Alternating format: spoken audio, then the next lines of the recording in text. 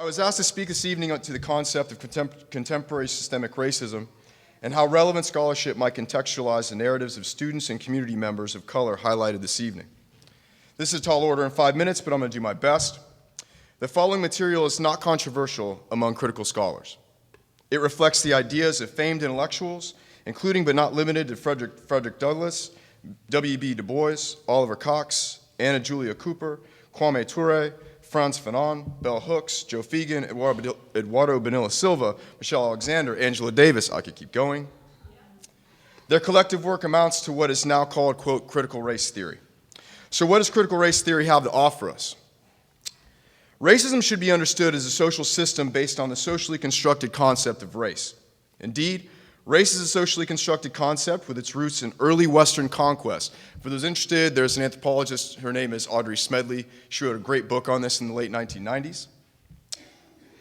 And systemic racism can also be understood across four distinct historical eras: chattel slavery and conquest, the Jim Crow era, legal segregation and apartheid, and finally, our era, or contemporary or post-civil rights era since 1965. Each of these historical eras can be broken down into three distinct components. First, the political economic component. Second, an ideological component. And third, a social control component. Let's now consider the distinct characteristics of contemporary systemic racism. First, the political economy of contemporary systemic racism is achieved through the selective inclusion common to contemporary global neoliberal capitalism. Since globalization, it's no longer necessary to formally segregate people of color from desirable jobs or political power.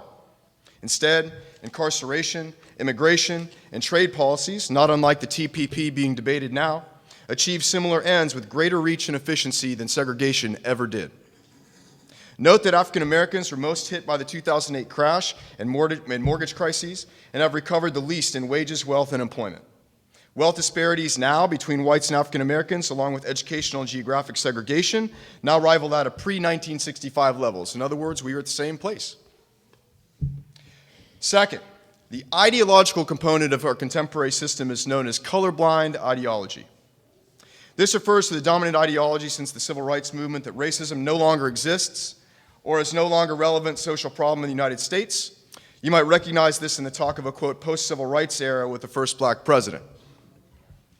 It refers to the current condition where racism has been fully institutionalized across the social system: education, the state, the economy.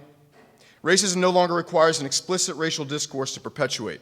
As Michelle Alexander argues, felon is the new N-word. Most recently in Baltimore, we heard a similar label with the word thug. Racism no longer requires racist individuals to perpetuate it. It is self-perpetuating through our social institutions that did not arise in a power vacuum. Finally, I'll do this in a minute. Wow, that's going to be close.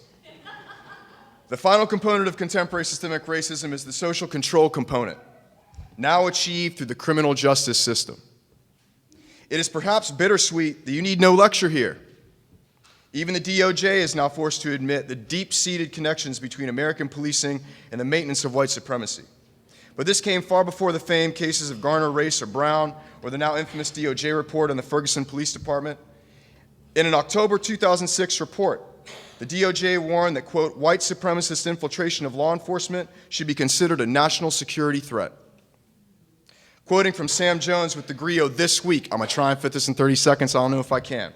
So this is just this week. He says several key events preceded that report in 2006. A federal court found that members of a Los Angeles Sheriff's Department, by the way, they're just getting assigns today. They just got charged. LA County Sheriff just got charged today if you're on your Twitter account right now. So again, a federal court found that members of LA Sheriff's Department found a neo-Nazi gang that habitually terrorized black communities. Later, the Chicago Police Department fired John Burge. They just won the suit on that this last month. A detective with reputed ties to the Klan, after discovering he tortured over 100 black male suspects.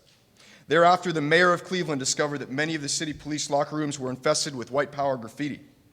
Years later, a Texas Sheriff Department discovered that 2 of its deputies were recruiters for the Klan. In near prophetic fashion, after the FBI's warning, white supremacy extremism in the United States increased exponentially. From 2008 to 2014, The number of white supremacist groups reportedly grew from 149 to nearly 1,000. That's just under tenfold, with no apparent abatement in their infiltration of law enforcement.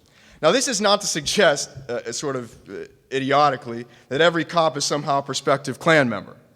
It's to demonstrate that we are dealing with here as a structural problem with deep institutional roots. We are beyond, frankly, what liberal reforms, body cameras, training programs, community review boards, all be some of those very important things to be discussed today, can achieve. It's not going to be enough. As critical criminologists have long argued, and Rolling Stone journalist Matt Taibbi now confirms in his recent book, The Divide, our criminal justice system no longer serves the rule of law, no longer applies equal protection under the law, and corruption is found at nearly every level, again, found in your newspaper today. If we are to take any racism, let alone constitutional human rights protection seriously, we must have the courage to completely rethink the criminal justice system in American policing. We must challenge each other to develop preventative, effective solutions to pressing social problems, rather than building coercive reactionary forces that may also serve our mutual oppression. My hope is that our conversation this evening will reflect that courage.